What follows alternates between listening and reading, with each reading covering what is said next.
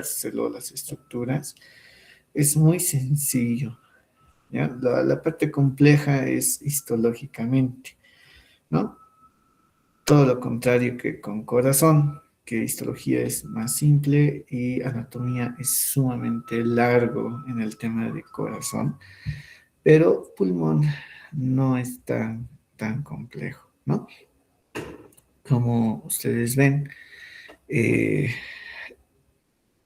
generalidades de pulmón, pues es un órgano que va a formar parte del aparato respiratorio, ¿no?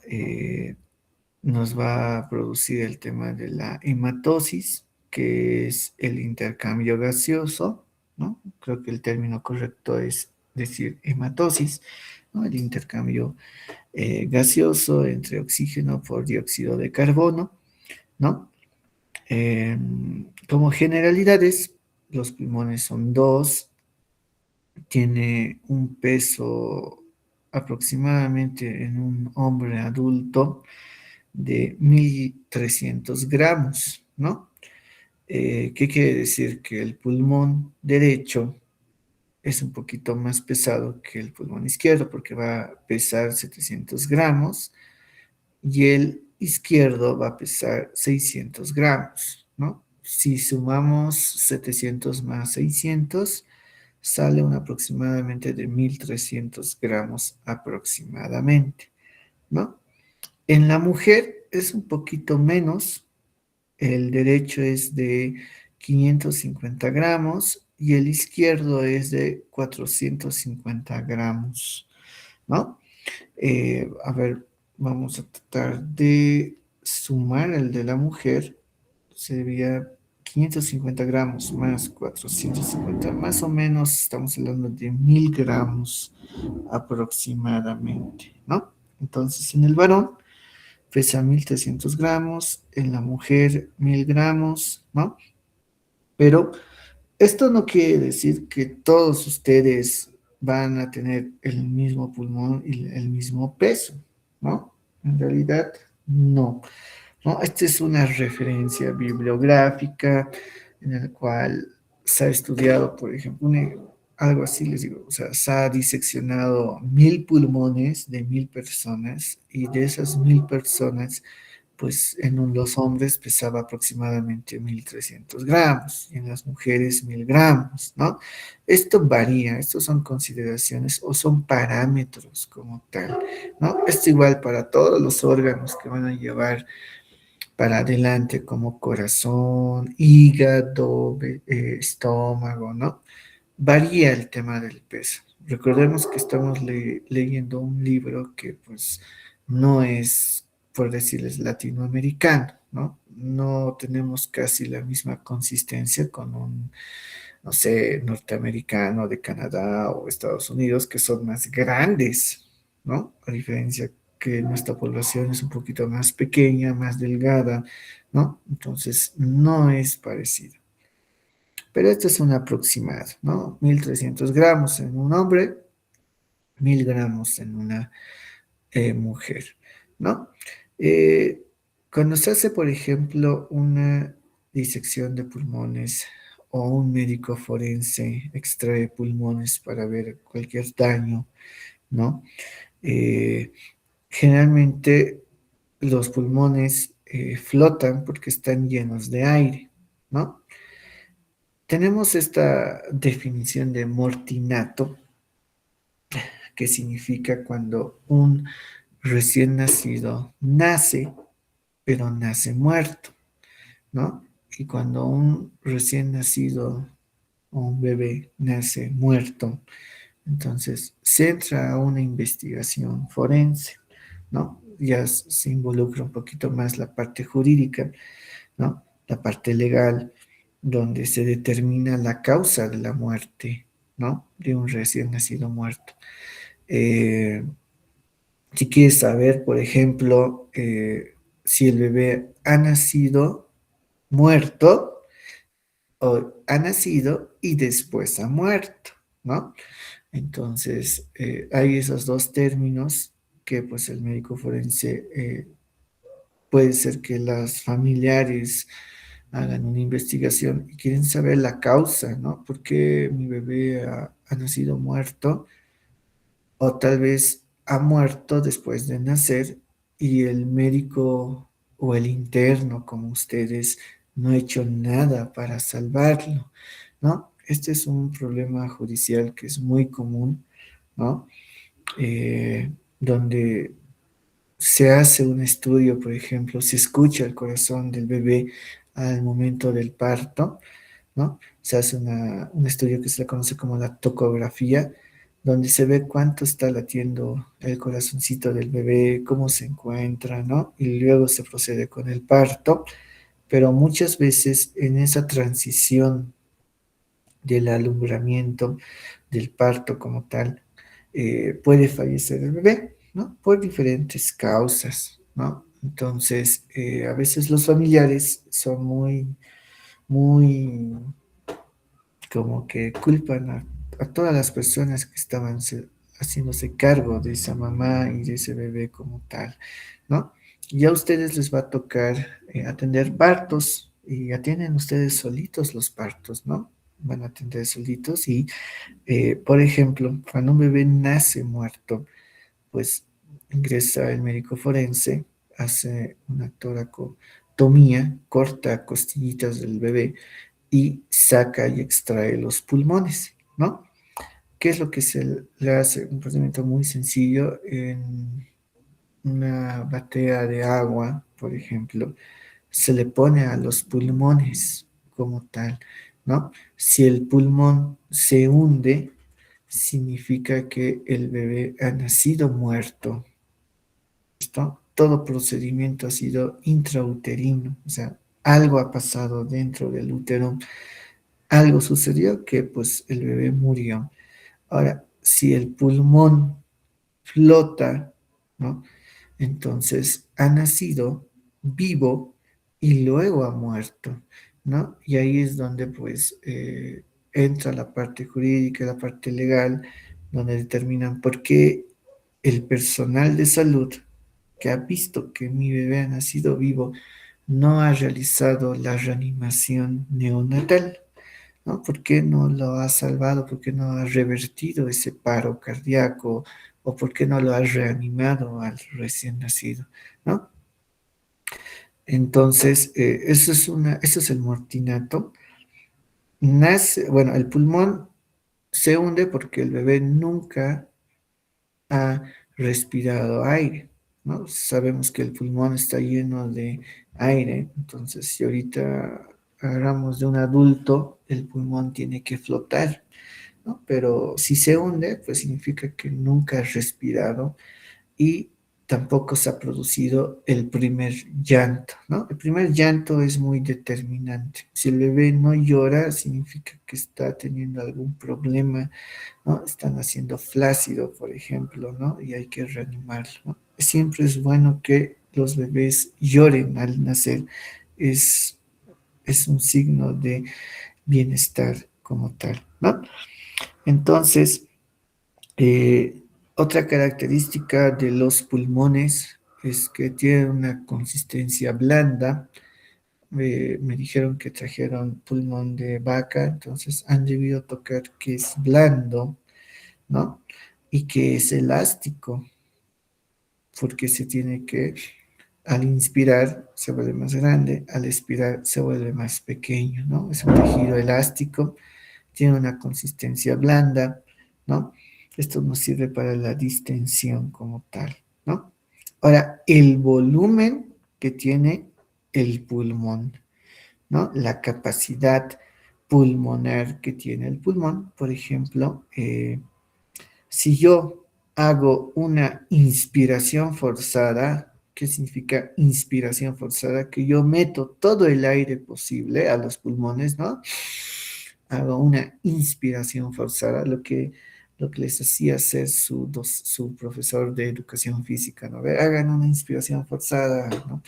Eh, Nos dice que nosotros tenemos una cantidad de aire hasta 5.000 centímetros cúbicos, ¿no? Cuando nosotros hacemos una inspiración forzada, metemos aire ¿Y cómo se cuantifica este aire? Se dice que los pulmones llegan a almacenar hasta 5.000 centímetros cúbicos. Esa es la capacidad pulmonar, ¿no? Si nosotros hacemos una inspiración normal, lo que ahorita todos ustedes están inspirando o respirando normalmente, ¿no? Una inspiración normal es de 3.500 centímetros cúbicos, ¿no? Entonces, una inspiración forzada es de 5.000 centímetros cúbicos y una inspiración normal, una respiración normal, nosotros metemos hasta 3.500 centímetros cúbicos, ¿no? Estos 3.500 centímetros cúbicos se va a dividir en aire de la respiración, en aire residual y en aire de reserva, ¿no? ¿A qué se le considera el aire de la respiración? Que ingresa a los pulmones durante la inspiración. Listo, ¿no? ¿A qué se le considera aire de la reserva? ¿No? Esto es, puede ser expulsada por una expiración forzada, ¿no? Expiración forzada quiere decir de que yo inspiro y luego puedo decir, saque todo el aire que tiene, sáquelo, ¿no? Eso es una expiración forzada, que es el aire de reserva, que lo estoy expulsando. Y tengo un aire residual, ¿no? Este aire residual es el aire que se queda en los pulmones después de realizar una expiración forzada. Y la cantidad que se queda en los pulmones siempre es de 500 centímetros cúbicos. ¿Ok? Entonces, de nuevo, como generalidades, ¿no? Tengo la inspiración, que significa que meto aire a los pulmones. Expiración, ¿no? Esta expiración con E significa que saco el aire de los pulmones hacia afuera. Entonces, cuando yo hago una inspiración forzada, meto hasta 5.000 centímetros cúbicos. Cuando yo hago una inspiración normal, meto de 3.500 centímetros cúbicos, ¿no? Y esto se va a subdividir en aire de la respiración, que ya lo hemos tocado, el aire de la reserva, que es todo el aire que yo saco en una expiración forzada, y tengo el aire residual, que es el aire que se queda en los pulmones después de hacer una expiración forzada. ¿Qué quiere decir? Que en todos los pulmones siempre tiene que quedar aire. Pese a que yo haga una expiración forzada, va a tener una pequeña cantidad de aire que se cuantifica con 500 centímetros cúbicos, ¿no? Eso en el tema de la capacidad pulmonar, que les voy a preguntar por si acaso, ¿no? Para la TEA de muestra. Entonces, hemos llevado consistencia, la capacidad pulmonar, el peso, que es mortinato. Luego entramos al tema del color, ¿no? El color del pulmón, que varía según la edad. Por ejemplo, en un feto que nunca ha respirado y ha nacido muerto, sus pulmones son un poquito rojo oscuro, ¿no?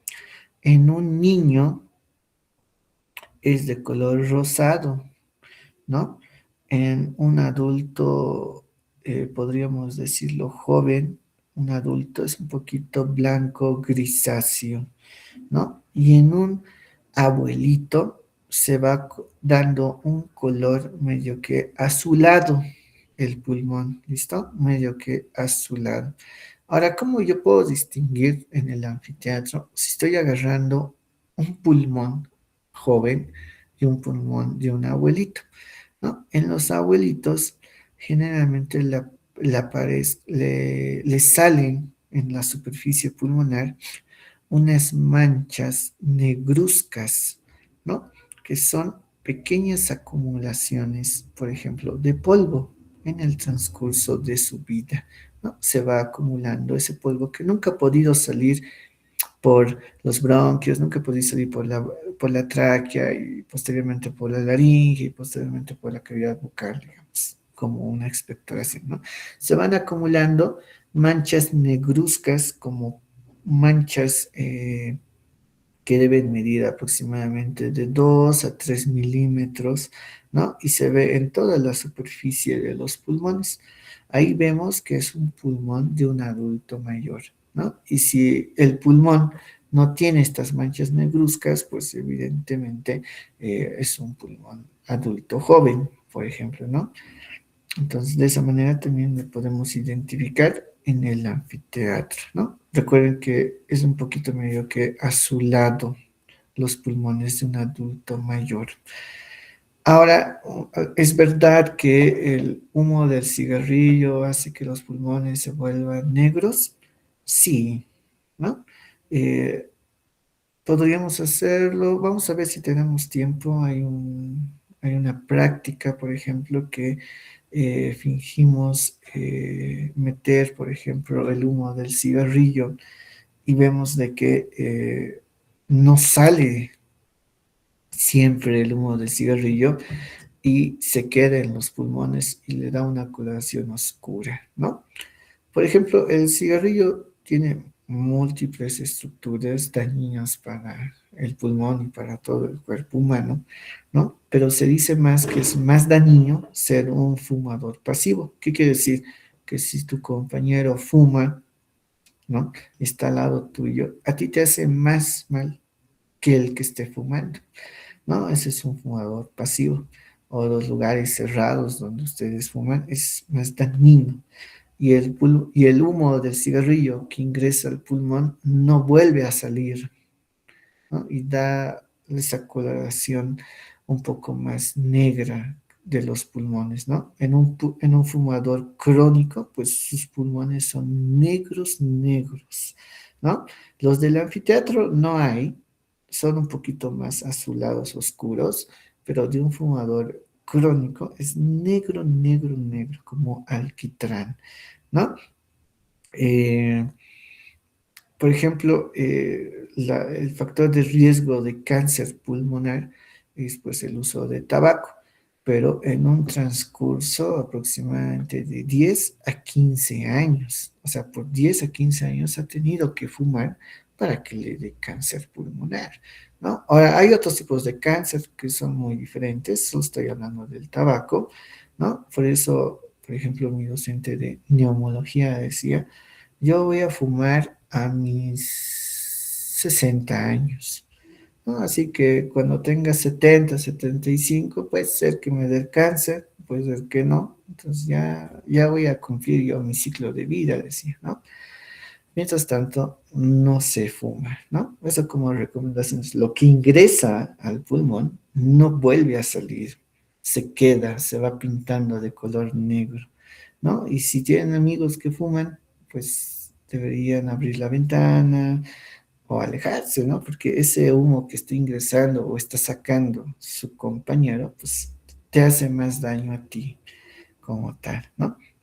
Eso lo van a llevar, por ejemplo, en neumología y se van a dar de cuenta realmente que es muy, muy dañino el tabaco. Ok, lo importante de rescatar es las manchas negruzcas, que son acumulaciones de polvo que van a estar en la superficie del pulmón, ¿no? La configuración externa y sus relaciones de los pulmones, pues ambos pulmones van a tener caras, ¿no? Tenemos una cara costal, vamos a tratar de cambiar, a ver. Tenemos una cara costal, vamos a bajar un poquito más, ¿qué es esto? ¿No? La cara costal. Y tenemos la cara medial. Esta cara medial también se le conoce como la cara mediastínica, ¿no? Bueno, vamos a llevar en corazón que es el mediastino, pero es un compartimiento virtual donde principalmente va a alojar al corazón. Entonces, si ustedes ven la imagen, tenemos el pulmón derecho, toda esta superficie es lisa y eso se le considera la cara lateral o la cara costal, ¿no? Esta es la cara costal del pulmón derecho, esta es la cara costal del pulmón izquierdo. Si ustedes pueden ver, hay pequeños surcos en la imagen de este pulmón. Eso se debe a las costillas, ¿no? Por eso lleva el nombre de cara costal, ¿no? Porque se relaciona obviamente con la pleura y posteriormente con la pared torácica, ¿no? Mientras que la cara mediastínica o la cara medial se relaciona con el mediastino, ¿no? Por ejemplo, con el mediastino que medio, que es donde se va a encontrar el corazón, ¿no? Hay mediastino superior e inferior. El inferior se divide en anterior, medio y posterior. Pero eso les voy a mostrar en corazón, ¿no? Pues el corazón es un poquito más grande y es más largo. El pulmón no. Entonces, en la cara medial y en esta cara mediastínica voy a encontrar una estructura importante que se le conoce como el hilio pulmonar. ¿Listo? ¿Qué es un hilio pulmonar? ¿No? Ya algunas veces ya lo hemos llevado esta palabra y creo que les he dado el ejemplo con el marco de la puerta del aula, ¿no? Les he dicho, esto es el hilio y el aula es toda la cavidad. ¿En qué hueso hemos llevado el hilio? En el hueso maxilar, ¿no? Entonces, este hilio pulmonar es la entrada, ¿ok? La entrada hacia los pulmones. Este hilio pulmonar tiene que pasar varias estructuras, ¿no? Van a pasar varias estructuras hacia dentro del pulmón. Por ejemplo, como característica general del hilio pulmonar, pues nos menciona que en ambos pulmones, si yo lo señalo en la imagen, el hilo pulmonar es todo este borde. Miren, borde, borde, borde, borde, borde. Eso es el hilo pulmonar. Me voy al pulmón izquierdo, igual tienen su hilo pulmonar, ¿no? Hilo pulmonar. Entonces, este hilo pulmonar va a ser atravesado por una estructura que se le conoce como pedículo pulmonar. Lo que saben confundirse es el tema de ilio y pedículo pulmonar. El ilio pulmonar es nada más el orificio como tal y el pedículo pulmonar son las estructuras que van a atravesar este ilio como tal, ¿no? Entonces, el ilio pulmonar en ambos pulmones nos dice que tiene un alto, ¿no? De 5 centímetros y tiene un ancho de 4 centímetros, ¿no? Y tiene una profundidad de 1,5 centímetros. Entonces, para ambos ilios pulmonares, tanto el derecho como en el izquierdo, vamos a encontrar que de alto es 5 centímetros, de ancho es 4 centímetros y de profundidad es 1,5 centímetros. En el lado derecho, que es este ilio pulmonar del pulmón derecho, nos dice que tiene la forma ovoide, ¿no? Eso es la literatura, ¿no? Nos dice que tiene la forma ovoide. Mientras que en el lado izquierdo tiene la forma triangular. Aunque en la imagen yo no veo un triángulo, ¿no? Pero por literatura nos dice que tiene la forma triangular y esto tiene una forma ovoide. Ovoide triangular. Mide de 5 centímetros de alto, 4 centímetros de ancho y una profundidad de 1,5 centímetros aproximadamente, ¿no? Ahora, ¿qué pasa por este ilio pulmonar, tanto derecho o izquierdo?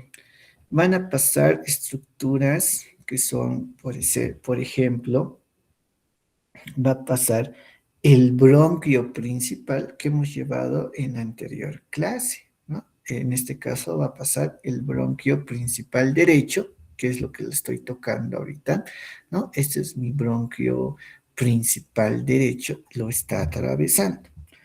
Va a pasar la arteria pulmonar. Esta de color rojo es mi arteria pulmonar, ¿no? Es mi arteria pulmonar. También va a salir las venas pulmonares. Toco, esto es mi vena pulmonar superior y mi vena pulmonar inferior, ¿no? Está saliendo las dos venas pulmonares, tanto superior como inferior, como tal, ¿no? ¿Qué más podemos ver? Vamos a encontrar nódulos, que vemos acá, que es un nódulo linfático, que va a llevar el nombre de nódulos traqueobronquiales, ¿no? Estos como piedritas chiquititas que son los nódulos linfáticos traqueobronquiales. También se encuentran en el ilio pulmonar, ¿no? Y más pequeño todavía, que no se ve en la imagen, y no he encontrado una imagen donde se vea, se van a pasar las arterias bronquiales. Todo esto va a conformar el pedículo pulmonar. Su otro nombre de pedículo pulmonar se le conoce como raíces pulmonares, ¿no? Es otro nombre, pero más que todo se le conoce como pedículo. ¿Cómo está conformado el pedículo pulmonar? Va a estar conformado por arteria pulmonar, venas pulmonares superior e inferior, arterias bronquiales, ¿no? Nervios y vasos linfáticos, en este caso nódulos linfáticos traqueobronquiales, ¿no? Que puede variar, puede haber una superior o una inferior. En esta imagen está viendo el superior y el inferior. A todo eso se le conoce, junto con el bronquio principal, se le conoce como pedículo. Entonces, eso es el pedículo pulmonar que atraviesa el ilio pulmonar, que es el orificio. Muy diferente, ¿no? Entonces, tenemos pedículo, tenemos ilio pulmonar. Ahora, en este caso, estoy viendo un pulmón derecho, ¿no? Estoy viendo un pulmón derecho y tenemos que estudiar la disposición de estas estructuras anatómicas. Porque cuando ustedes o yo les dé el pulmón, lo primero que tienen que identificar, ¿esto es derecho o esto es izquierdo? ¿No? ¿Será derecho o será izquierdo? Yo marco con el alfiler cualquiera de esas estructuras que ustedes tienen que reconocer. El que siempre se ve muy clarito es obviamente el bronquio principal derecho, ¿no? ¿Dónde se encuentra en la imagen este bronquio principal derecho? Que estoy tocándolo ahorita con el mouse. Este es mi bronquio principal derecho. Se está encontrando posterior y superiormente, ¿no? Se está encontrando posterior y superiormente, ¿no? Delante del bronquio se va a hallar esta arteria, que es la arteria pulmonar, y una pequeña arteria más, que es la arteria bronquial, ¿no? Pero la arteria bronquial no se puede ver, ni en el anfiteatro se ve, solamente les estoy diciendo teoría. Sí se ve la arteria pulmonar, que se encuentra delante del bronquio principal. ¿De dónde viene esta arteria pulmonar? ¿No? La historia de la arteria pulmonar que vemos de este color rojo va a originarse del tronco pulmonar. ¿Y dónde se origina este tronco pulmonar? Se va a originar del ventrículo derecho del corazón. ¿Listo? Se origina del ventrículo derecho del corazón y nosotros, pues, eso lo voy a tocar en corazón, ¿no? vamos a llevar sus válvulas y todo su aspecto, pero viene del ventrículo derecho, tronco pulmonar, y ese tronco pulmonar se divide en arteria pulmonar derecha, arteria pulmonar izquierda, y acá está ingresando la derecha, ¿no? En el pulmón derecho. Ok, luego de eso nos dice que eh, vamos a encontrar también la vena pulmonar superior. ¿Dónde se encuentra la vena pulmonar superior? Se va a encontrar por delante y por debajo de la arteria pulmonar. Entonces busco mi arteria pulmonar, se encuentra por delante y por debajo la vena pulmonar superior. Listo.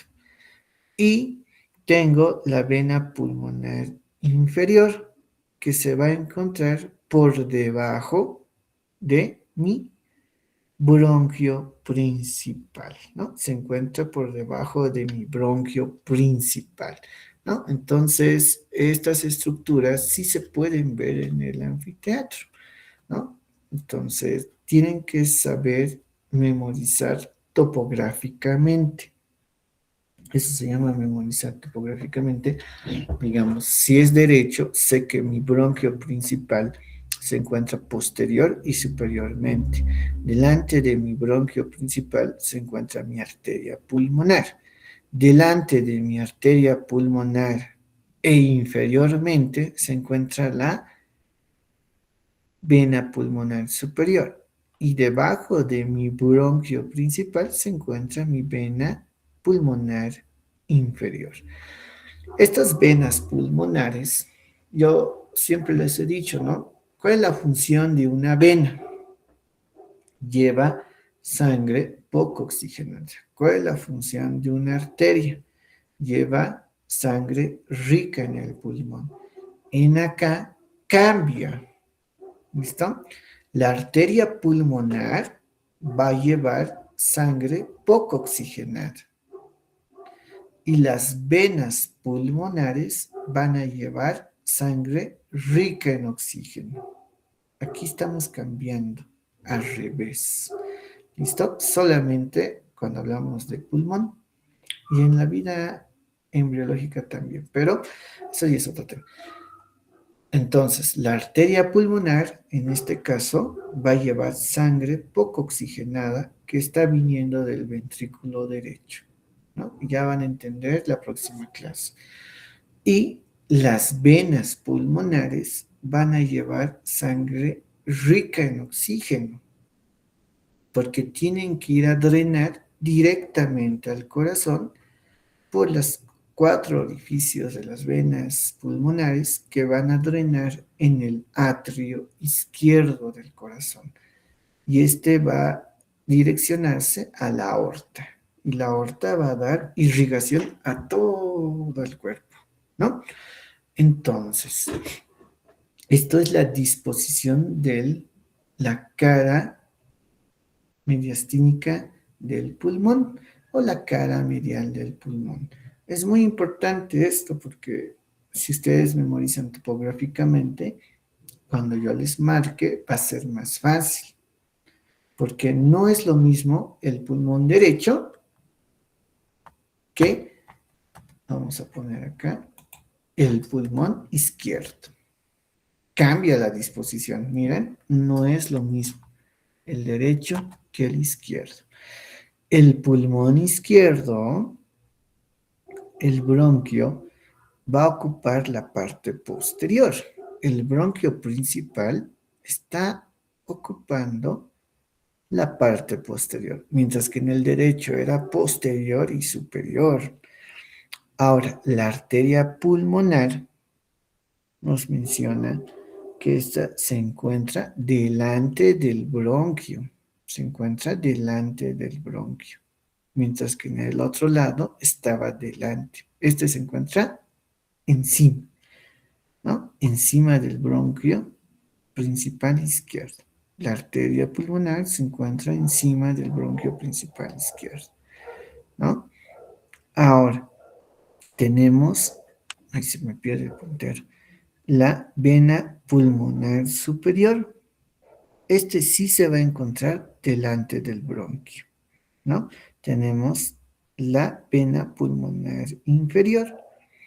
Este se va a encontrar debajo del bronquio principal izquierdo. Entonces, si vemos con el otro lado, es diferente. ¿Cuál está cambiando más que todo? La arteria pulmonar. En el derecho se encuentra delante. En el izquierdo se encuentra superior. Si yo conozco esta distribución topográfica, yo voy a poder aprenderme y reconocer mejor el pulmón. ¿Ok? Esto es clave. Ahora recuerden, ¿cuál es la confusión entre una arteria y una vena? Ahí es donde se confunden. Pero si yo sé topografía, yo ya sé dónde está la arteria en el pulmón izquierdo y dónde está la arteria en el pulmón derecho, ¿no? Esto es el mediastino medio, ¿no? Se encuentra venas pulmonares superior, inferior, que está atravesando la arteria pulmonar, el bronquio principal. Voy a encontrar los nódulos traqueobronquiales, ¿no? Y pequeñas arterias bronquiales, pero las arterias bronquiales no se pueden ver porque son muy pequeñitas. ¿Listo? Esto es el pedículo pulmonar que está atravesando el hilio pulmonar. Como tarea, les voy a dejar las impresiones de la cara mediastínica del pulmón. Me tienen que dibujar, porque creo que hace tiempo que no les doy tarea, ¿no? Presencialmente. Eh, Me van a dibujar impresiones de la cara mediastínica del pulmón derecho y del pulmón izquierdo para mañana, ¿no? Que vamos a retornar a clases. Doctor, Entonces, ¿impresiones de qué, hijo? de la cara mediastínica del pulmón derecho e izquierdo. ¿Cuáles son esas impresiones? Es lo que están viendo en la imagen. Por ejemplo, les voy a dar un ejemplo. Esto es la impresión cardíaca. Ah, no, aquí se ve mejor. Esto es la impresión cardíaca. Por ende, se está relacionando con el corazón izquierdo, mientras que este es la impresión cardíaca derecha, se relaciona con el corazón derecho, ¿no? Entonces, tienen que decirme todas las impresiones que estoy tocando por acá. No está completo esta imagen, hay más. No se relaciona lo mismo en el lado derecho con el izquierdo, por si acaso. ¿Ok? Lo van a pintar según la impresión. ¿Cómo lo van a pintar? Si es la impresión cardíaca, toda esta sección lo voy a pintar de rojo, de rojo. Si hay otra impresión de otro órgano, lo voy a pintar de otro color, ¿no? No es lo mismo el derecho que el izquierdo. Acá viene otra cosa y acá viene otra cosa, aunque se parezcan, ¿no? Esa es la tarea que tienen que buscar. No hay en Google, así que, eh, o sea, no hay la imagen con colores, pero pueden ayudarse. Tienen que leerlo para poder hacer la tarea. No voy a sellar si falta una estructura en ojo. ¿Listo? Eso para Doctor, mañana. ¿cuántas estructuras son en total? Eso tienen que investigar, ¿no? Solo es una cara mediastínica, nada más. Ok, listo. Seguimos con la configuración del pulmón. Vámonos, por ejemplo, al vértice del pulmón. Vértice significa punta. Acá se le está conociendo como ápice, ¿no? El ápice del pulmón, vértice del pulmón o punta del pulmón. Cualquiera de los tres nombres es válido como tal, ¿no? El vértice del pulmón va a tener dos caras. Solamente estoy hablando del vértice, ¿ok? No estoy hablando de todo este lóbulo. Estoy hablando del vértice. Hay una consideración anatómica importante, ¿ya? El vértice del pulmón está sobresaliendo la jaula torácica. ¿Listo? ¿Qué quiere decir? Que arriba del tórax está saliendo el vértice o la punta o el ápice del pulmón, ¿no? Que va a estar delimitado inferiormente por la primera costilla, obviamente, ¿no? Si por acá sale el pulmón, acá tendrá que estar la primera costilla, ¿no? Entonces, el vértice puede ser fácilmente un lugar donde se puede traumar porque no está protegido por las costillas. Se encuentra encima de la primera costilla, ¿no? Y al salir encima de la primera costilla, va a tener dos caras, que es una cara medial y una cara lateral, que está separado por un borde antero superior, ¿no? La cara medial de este vértice, esta cara medial de este vértice, nos dice que se va a relacionar de adelante hacia atrás, primero con el tronco brachiocefálico. Estoy hablando del tronco arterial bronquiocefálico. La arteria subclavia, número 2. Número 3, el nervio vago, ¿no? El número 4, la tráquea. Y número 5, el esófago. Entonces, la cara medial del vértice del lado derecho de este pulmón, a esta altura, el vértice se va a relacionar de adelante hacia atrás con el tronco arterial brachiocefálico, la arteria subclavia, el nervio vago, la tráquea y el esófago.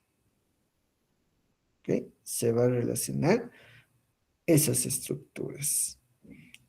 Mientras que en el lado izquierdo de la cara medial del pulmón izquierdo se va a relacionar con la vena brachiocefálica, la arteria carótida común izquierda, el nervio vago obviamente izquierdo, la arteria subclavia izquierda, el conducto torácico, la tráquea y el esófago, ¿no? En este lado ya se está agregando la vena brachiocefálica, ¿no? La arteria carótida común izquierda, el nervio vago izquierdo, la arteria subclavia izquierda. Agregamos nuevo componente que es el conducto torácico y se repite la tráquea con el esófago. Eso con la relación de solamente el ápex del pulmón, ¿no? Ahora, la cara lateral de este ápex, vamos acá, la cara lateral que sería esta parte nomás, que está encima de la primera costilla, en ambos pulmones se van a relacionar con la vena y la arteria subclavia. ¿Listo? La vena y la arteria subclavia. ¿Ok? También se relaciona parte con el tronco inferior del plexo braquial, ¿no? Ya sabemos, plexo braquial, el tronco inferior está conformado por C7, perdón, C8 y T1, ¿no ve? También se va a relacionar con los músculos escalenos, que ya los hemos llevado en músculos de la región anterior del cuello. Entonces se va a relacionar con tres cosas principales. La cara lateral, en ambos pulmones, tanto el derecho como en el izquierdo. Se relaciona con la vena y la arteria subclavia, con el tronco inferior del plexo braquial y con los músculos escalenos del cuello, ¿no? Ok. Como segunda actividad me van a dibujar la fosita suprarretropleural.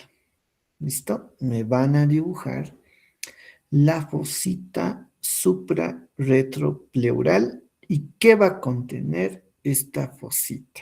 Que estamos hablando que se va a tener que encontrar por el vértice del pulmón.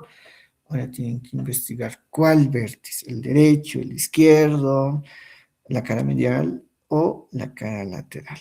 ¿Listo? También van a dibujar la fosita suprarretropleural. ¿Ok? ¿Y qué va a contener esta fosita como segunda actividad? Ok, eso con el vértice del pulmón.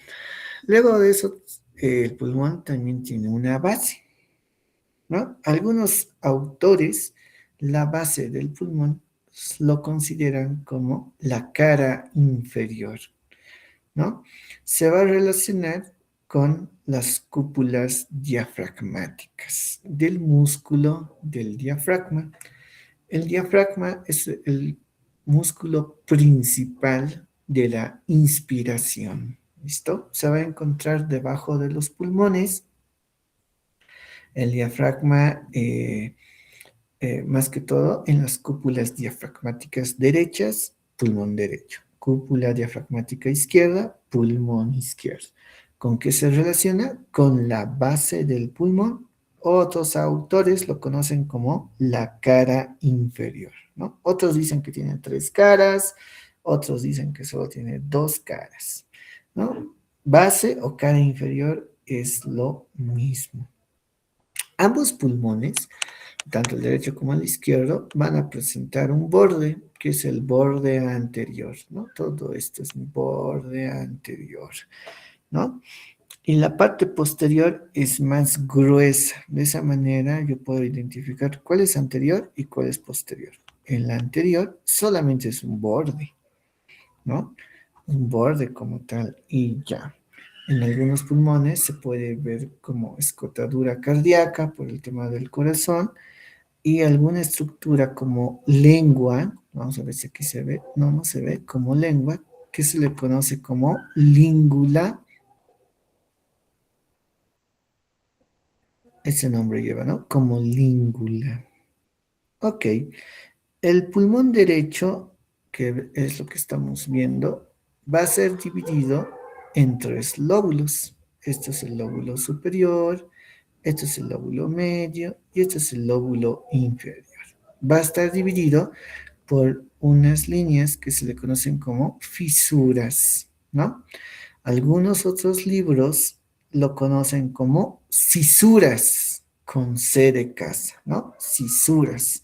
En este libro, por ejemplo, que vemos acá, en la imagen, nos dice que se llama fisura, ¿no? Fisura o cisura. Tienen un sinónimo los dos. Cualquiera de los dos es válido, ¿no? Va a estar dividido por una cisura horizontal, ¿ven? Una cisura horizontal que me va a dividir el lóbulo superior del lóbulo medio. Y va a tener una cisura oblicua que me va a dividir principalmente el lóbulo inferior del lóbulo medio, ¿no? La oblicua y la horizontal en el pulmón derecho. En el pulmón izquierdo solamente tengo una cisura o fisura oblicua que me divide el lóbulo superior del lóbulo inferior, ¿no? Entonces, el pulmón derecho tiene 3 lóbulos y el pulmón izquierdo tiene 2 lóbulos. Si ustedes pueden ver la imagen, ven pequeños puntos negros, miren, 1, 2, 3, 4, 5, 6, 7, 8, 9, 10, 11, más de 20 puntos puedo ver, estos puntitos que estoy señalando. En el pulmón izquierdo también veo, ¿no? Esas son las manchas negruzcas. ¿Listo? Son acumulaciones de polvo que ha sido en el transcurso de su vida, ¿no? Esto podría decirse que sea un pulmón de un adulto mayor, ¿no? Manchas negruzcas. Igualito van a ver en el pulmón en el anfiteatro. Ustedes van a poder tocar con sus pinzas de disección. No se olviden traer sus pinzas de disección para mañana, ¿ok? Eso, ¿listo? Eso con configuración externa. Ahora, tiene caras, por ejemplo, el lóbulo superior. Vamos a irnos al derecho. ¿Este es el derecho? Sí. Tiene caras. Por ejemplo, tiene una cara mediastínica, tiene una cara costal y una cara inferior. Mientras que el lóbulo medio, ¿no? El lóbulo medio nos menciona que tiene 5 caras, ¿no? La inferior, perdón, estamos hablando de este, ¿no? Nos menciona que tiene 5 caras como tal, el lóbulo medio. Tenemos la cara inferior que se relaciona aparte con el diafragma, la anteromedial o que es cardíaca, la posteromedial que se relaciona con la vértebra mediastínica, la lateral que es la costal y la anterior, ¿no? Que se relaciona con el lóbulo superior. Pero en sí, lo que yo les voy a marcar, por ejemplo, en los pulmones, para que sea más fácil, porque se subdivide en caras y no es necesario que ustedes conozcan los pulmones. Tiene la cara costal, la que estamos viendo, y la cara mediastínica. Tiene una base o la cara diafragmática y tiene una punta que se le conoce como el ápice pulmonar. Por ejemplo, en sus enfermedades de neumonía, pues las neumonías se encuentran en el lóbulo inferior con mayor, ¿no? Mayor porcentaje. En su paciente que tiene tuberculosis, se va a encontrar en el lóbulo superior, pero más exactamente en el ápice de los pulmones, ¿no? Porque a estas bacterias, que es el Mycobacterium tuberculosis o el bacilo de Koch, ese es otro nombre, suele ir a la parte superior, mientras que el Streptococcus pneumoniae, que es una de las causas más comunes para una neumonía adquirida en la comunidad, suele irse a la base del pulmón, ¿no? Así nos ayudamos a diferenciar, por ejemplo, ¿no? ¿Cómo lo vamos a dividir todas estas caras? Según la segmentación pulmonar. Por dentro es lo mejor que se puede dividir. ¿A qué me refiero con esto? Si ustedes pueden ver esta imagen, ¿eh? El pulmón se está pintando de diferente color, ¿no? Ya no es una cara costal, se está dividiendo en 10 segmentos pulmonares, ¿no? Por eso digo, voy a agarrar el pulmón y todos estos segmentos voy a pinchar un alfiler diferente, ¿no? En la segmentación pulmonar. Ahora, por ejemplo, en este pulmón derecho veo que el lóbulo superior se divide en un segmento apical, que significa el vértice de la punta, un segmento anterior y un segmento, perdón, un segmento anterior y un segmento posterior. ¿Cómo me voy a guiar cuál es anterior y posterior? Porque el anterior es un borde y el posterior es más grande y es más grueso. Si yo me voy a este pulmón, ¿no? El anterior es un borde y el posterior es grueso, ¿no? Es grueso. Ustedes cuando toquen el pulmón se van a darte cuenta la diferencia de un borde al borde posterior. Ok, entonces el lóbulo superior se divide en segmento apical, un segmento anterior y un segmento posterior, en 3 segmentos como tal. El lóbulo medio se va a dividir en un segmento lateral y en un segmento medial que está en la cara mediastínica, ¿no? Por eso es segmento medial. Y el lóbulo inferior se divide en un segmento superior, algunos lo conocen como ápico superior también, se le conoce como ápico superior del lóbulo inferior, se divide en un segmento anterior, ¿no? En un segmento lateral, en un segmento posterior y en la cara mediastínica se encuentra el segmento basilar medial. Entonces, acá es donde se confunden. ¿no? El lóbulo inferior tiene 5, ¿ya? Vamos a ir siempre reconociendo del borde anterior.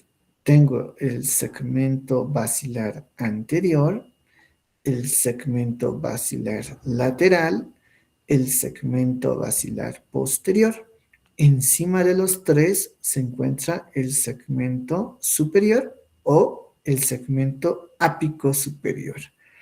¿Listo? Y acá en esta cara costal del lóbulo inferior solamente se pueden ver 4. ¿Cuál nos falta? El segmento basilar medial.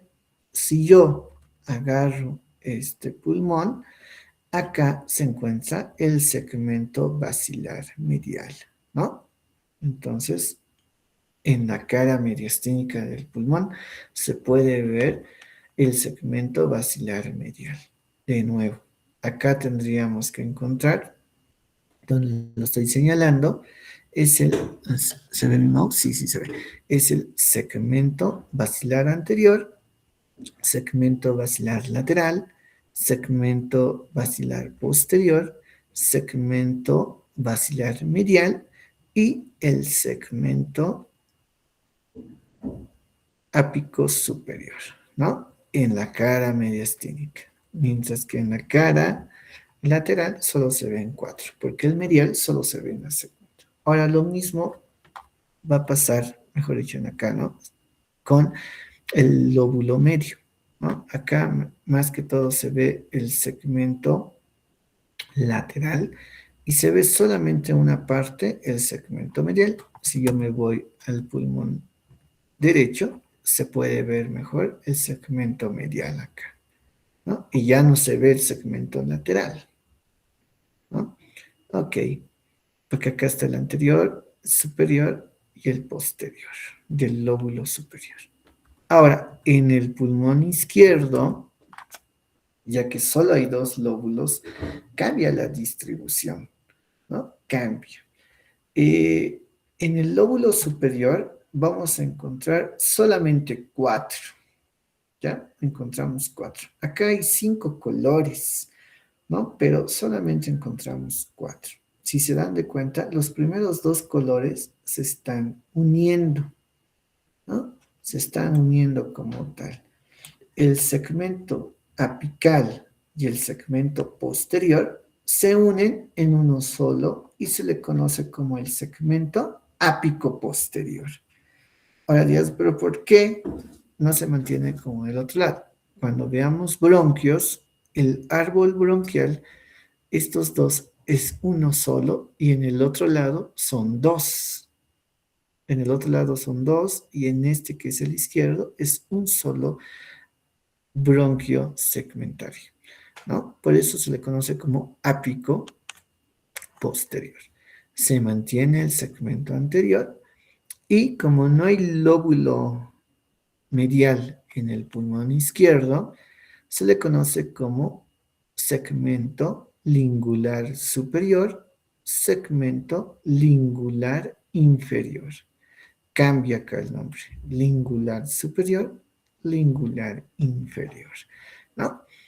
Ok, en el lóbulo inferior del pulmón izquierdo se mantienen los 5 colores y se mantienen los mismos 5 nombres, ¿no? Esto es el segmento ápico superior, ¿listo? O superior, si quieren decirlo. Esto es el segmento basilar anterior, vamos acá, esto es borde anterior, esto es el segmento basilar lateral, esto es mi segmento basilar posterior y el segmento basilar medial lo tengo que ver en la cara medial del pulmón izquierdo, ¿no? El segmento basilar medial que sería este color, ¿no? Entonces, esto es la segmentación del pulmón. Toda esta segmentación, si ustedes lo conocen y lo van a memorizar, porque cualquiera de estos se puede poner un alfiler, ¿no? Vamos a poner segundos colores en el pulmón, ¿no? Van a ver que es sencillo. Ustedes solamente conozcan los nombres. No es tan complejo, ¿no? Una vez que Esta es la configuración del pulmón, ¿no? Vamos a encontrar el tema de los árboles bronquiales, ¿no? Dentro del pulmón. ¿Por qué lleva esa segmentación pulmonar? Por la división, ¿no? Y vemos acá, vemos la tráquea, ¿no? Vemos la tráquea, vemos la carina, vemos la bifurcación. Esto es mi bronquio principal derecho, que es corto, 2 centímetros, mayor calibre, rectilíneo y se encuentra más superiormente que el izquierdo. Esto es mi bronquio principal izquierdo, mide 5 centímetros, de menor calibre, ¿no? Es horizontal y está un poquito más inferior que el derecho. Este bronquio principal se va a dividir en 3 bronquios que veo acá: bronquio lobular superior, bronquio lobular medio, bronquio lobular inferior. Mientras que el izquierdo se divide en bronquio superior, perdón, bronquio lobular superior, bronquio lobular inferior. Listo. El bronquio principal se divide en bronquio lobular y este me va a dar el lóbulo superior, lóbulo medio, lóbulo inferior del pulmón derecho. Y del pulmón izquierdo, este me va a dar el lóbulo superior y el lóbulo inferior, porque solo son 2, en el derecho son 3. De ahí, el bronquio lobular superior se subdivide en 3 bronquios segmentarios, ¿ya? Y se le conoce como bronquio segmentario apical, posterior y anterior. El bronquio lobular medio se divide en bronquio segmentario lateral, bronquio segmentario medial. Y el bronquio lobular inferior se divide en 5: bronquio segmentario ápico superior, ¿no? En el bronquio segmentario lateral, bronquio segmentario posterior, el anterior y el medial. Y son 5. Estos 5 se vuelven a repetir en estos otros 5 del lado izquierdo. ¿Qué es lo que va a cambiar con el lado izquierdo? Aquí tengo 3 troncos, aquí veo 2 troncos. El bronquio lobular superior izquierdo, que es lo que estoy tocando, se va a dividir solamente en 2. Esta estructura que estoy tocando, este tronco que estoy tocando con el mouse, se le conoce como culmen. ¿Listo? A esto se le conoce como culmen. Y a esto que estoy tocando se le conoce como tronco lingular. Tronco lingular, tronco culmen. ¿Listo? Tronco culmen como tal. Estos llevan sus nombres y esto no está en la teoría de Rubier, es una generalidad clásica de los anatomistas, ¿no? Esto es el culmen, perdón, esto es el culmen y esto es la tronco lingular, ¿no? El culmen se divide en un tronco que se divide en ápico posterior y anterior. Ahí sale por qué el pulmón izquierdo se está uniendo el ápico posterior, que sería esto, y el anterior. Está diferenciado, ¿no? Ok. Si ustedes pueden ver, sube esta estructura ápico posterior. Y esto es mi bronquio segmentario anterior. El anterior, ápico posterior, comparten un mismo bronquio. Por eso en el pulmón izquierdo le hemos dicho que se unen esos 2 segmentos, ¿no? Mientras que el tronco lingular se divide en língula superior y língula inferior, ¿no? Y el bronquio lobular inferior se subdivide lo mismo que en el derecho. Por ejemplo, esta primera rama que va a dar, este bronquio segmentario apical superior, también lleva otro nombre que se le conoce como el bronquio de Nelson, por si acaso. ¿Listo? el lado derecho se le conoce como Nelson, es otro nombre, ¿no? El bronquio segmentario de Nelson. Entonces, tres nombres que tienen que agregar que nos hacen Rubier: Nelson, lingular, culmen. ¿Listo? Si yo conozco esta segmentación, me va a ser más fácil estudiar esta división de colores, ¿ya? Sus colores se divide a la distribución de los bronquios segmentarios. Tengo los principales, luego tengo los lobulares y luego tengo los segmentarios. Hasta ahí es anatomía, porque es macroscópico, ¿no? Histología ya es microscópico. Por ejemplo, en esta imagen, la porción conductora, que quiere decir que lleva el aire, ¿no? Viene del bronquio principal, del bronquio lobular, del bronquio segmentario. Hasta ahí podemos nosotros ver anatómicamente. ¿Listo? Y de ahí ya se continúa con un bronquio terminal, que sería la punta de estos bronquios, que se continúa por un bronquiolo lobulillar y luego pasa a ser un bronquiolo terminal. Todo esto es la porción conductora, que quiere decir que su función es de que por ahí va a caminar el aire, o sea, el oxígeno y también el dióxido de carbono. Ingresa, solamente es porción conductora.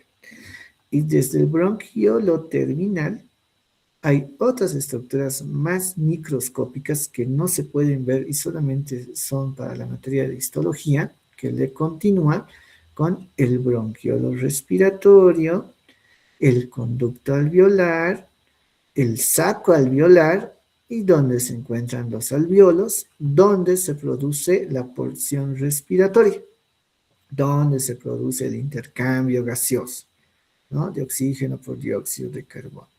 Entonces, si esto lo mencionan en la exposición, está muy bien, ¿ya? Porque la neumonía va a la porción respiratoria, ¿no? Todos los alveolos, el saco alveolar, por ejemplo, colapsa y se va llenando de secreción o de agua, ¿no? Es lo que está fallando. Entonces, esta parte, por ejemplo, lo van a llevar o tal vez ya lo han llevado en histología, porque es microscópico. Y anatomía es hasta el bronquio segmentario, lo que yo puedo ver macroscópicamente, ¿no? Entonces tenemos la porción conductora, la porción respiratoria. Les voy a decir cómo está conformado la porción conductora, ténganlo por seguro. ¿Cómo está conformado la porción respiratoria? ¿Listo? Eso les voy a preguntar y aquí está la diapositiva como tal, ¿no? No es tan complejo si yo sé los bronquios, ¿no?